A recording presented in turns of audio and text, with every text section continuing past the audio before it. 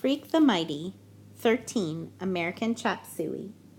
I used to think all that spooky stuff about Friday the 13th was just a pile of baloney.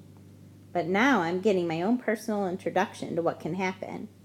It's October, and so far things have been going pretty good, better than I ever expected. Me and Freak are like this unit, and even Mrs. Donnelly says she is starting to get used to us, which is her way of admitting that Freak is about twice as smart as she is, and for sure he's read more books.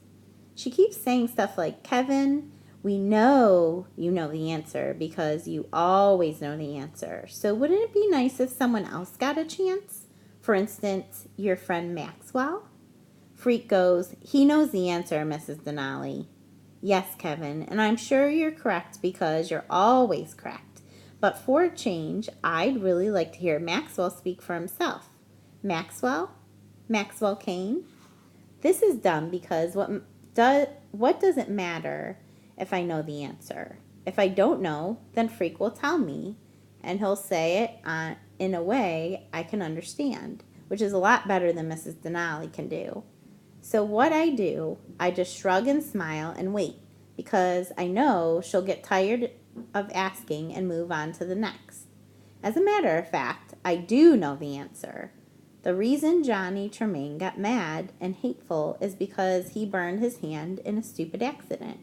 And I know about that because Freak has been showing me how to read a whole book, and for some reason it all makes sense. Where before it was just a bunch of words I didn't care about.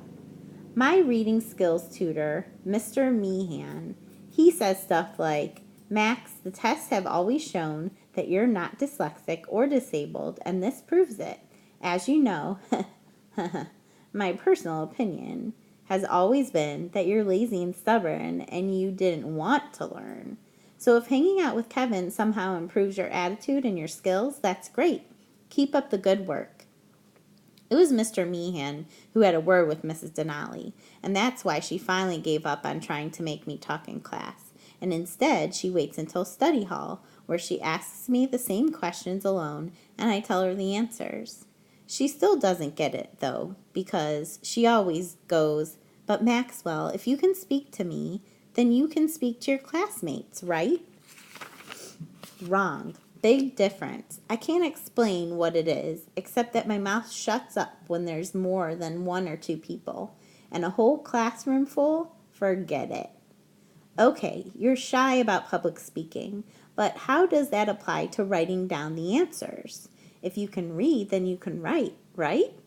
Wrong again. The reading stuff Freak helped me figure out by showing how words are just voices on paper. Writing down the words is a whole different story. No matter what Freak says, writing the stuff down is not like talking, and my hands feel so huge and clumsy. It's like the pencil is a piece of spaghetti or something, and it keeps slipping away. Mrs. Denali says okay for now. She's satisfied I can read, but we'll really have to work on this writing thing, won't we, Maxwell? And when she says that, I just nod and look away because inside I'm thinking, forget it, no way. Like Freak says, reading is just a way of listening. And I could always listen, but writing is like talking, and that's a whole other ballgame. Anyhow, what happens first on Friday the 13th?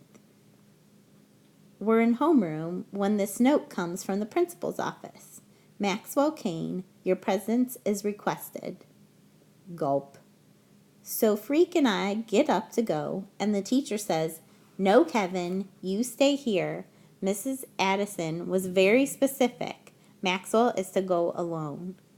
Freak starts to smart-mouth her. Then he changes his mind, and he nudges me and whispers, just give him name, rank, and serial number. Deny everything.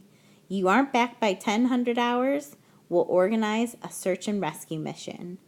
He offers to lend me his dictionary in case I want to try out any big words on Mrs. Addison, but I'm already so worried about being called in alone. All I can think is they're going to put me back in the learning disabled class. I've already decided I'll run away if they do that. I'll go live in the woods somewhere and jump out and scare people. Anyhow, I don't like Freak's dictionary I don't take Freak's dictionary along because my hands are trembly and I might drop it. Or Mrs. Addison might ask me a word and I'll forget how to look it up and prove I'm still a butthead goon. Mrs. Addison is waiting outside her office like she does, and she's trying to smile, but she's not really a smiling kind of person, and I can tell this is serious, whatever it is. Like maybe somebody died. I go, Graham, is Graham okay? Yes, yes, everybody's fine. Come in and sit down, Maxwell, and please try to relax. Yeah, right. Mrs. Addison is sitting there in her big chair, and she's looking up at the ceiling, and then she's looking at the floor, and at her hands, and finally she gets around to looking at me. This is rather difficult, Maxwell. I don't know where to begin. First, let me say, we're all very pleased with your progress. It's nothing short of miraculous, and it almost convinces me you knew how to read at your level all along, and were for some reason keeping it a secret. I'm not really hearing what she is saying because there's like this little bird fluttering around inside my chest, and it makes me blurt out, "You're putting me back in LD, right?" Mrs. Addison comes over and pats me on the shoulder. I can tell it makes her nervous, touching me, but she does it anyway, and she goes, No, nothing like that. This has nothing to do with school, Maxwell. This is a personal situation. Because if I have to go back in the LD class, I won't. I just won't. I'll run away. I will. Maxwell, this is not about your classwork or even about school. This is about your, father. My, father? Which makes me wish all of a sudden I'd done something wrong and Mrs. Addison was just giving me detention. She takes a deep breath and folds her hands together like she's praying, and she says, A request has been forwarded to me from the parole board. A request from your father. Maxwell, your father wants to know if... I don't want to hear it. I jump up and cover my ears, holding my hands real tight. Don't want to hear it, don't want to hear it, don't. What happens when you go nuts in the principal's office? She calls in the school nurse, and the two of them are trying to hug me and calm me down, and it's like I'm back in daycare or something. Maxwell, Mrs. Addison is saying. She's trying to pry my hands away from my ears. Maxwell, please forget about it, okay? Forget I said it. You don't have to do anything you don't want to, okay? And I'll make sure of that, I promise. I swear on my honor, he can't make you do anything you don't want to. I'm going to make that very clear to the parole board and to his lawyer. Very clear indeed. Finally, I take my hands off my ears, which wasn't really working because I could still hear everything they said. And big surprise, I'm sitting in the corner of the room, down on the floor with my knees all hunched up, and I don't even remember how I got there. It's like I blanked out or something, and the nurse is giving me this cup of water, and the weird thing is she's crying. I'm sorry, I say. I didn't mean to hurt you. You didn't, she says. I cry easy. Don't you worry about it. I do worry about it, though, because if she's crying, I must have hit her, and I don't remember it, which, if you think about it, is really scary. Who knows what I might do and then not remember it? The worst thing happens later, in the cafeteria. Freak has this thing about American chop suey. He loves the stuff. The gooier, the better. You'd never believe a person so small could eat so much. And when he holds up his plate, he always says, Please, sir, more gruel.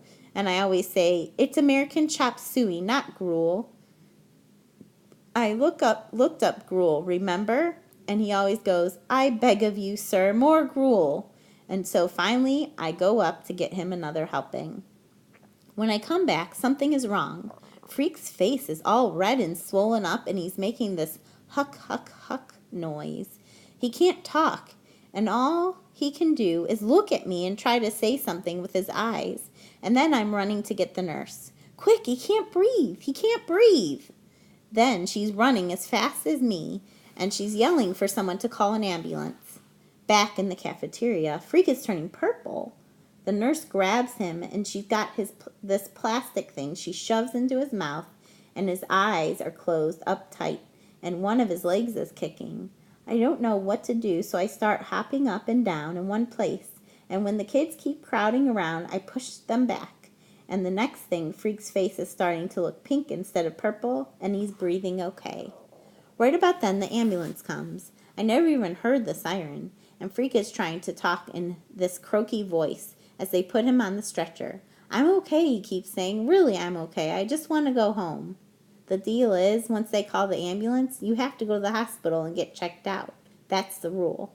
I keep trying to get into the back of the ambulance with him, but they won't let me. Finally, Mrs. Addison has to come out and pull me away until the ambulance leaves with just the light going and not the siren. You've had quite a day, haven't you? She says, walking me back into the school. It's not me who had quite a day, I say. Kevin is the one. All he did was try and eat his lunch. Mrs. Addison gives me this look, and then she goes, You're going to be okay, Maxwell Kane. I'm sure of it now. She's okay for a principal, but for some reason, I still can't make her understand that it's not me who had a really bad day, a really bad Friday the 13th. And I swear in the dictionary, if Freak ever tries to eat American chop suey again, I'll dump it on his head or something.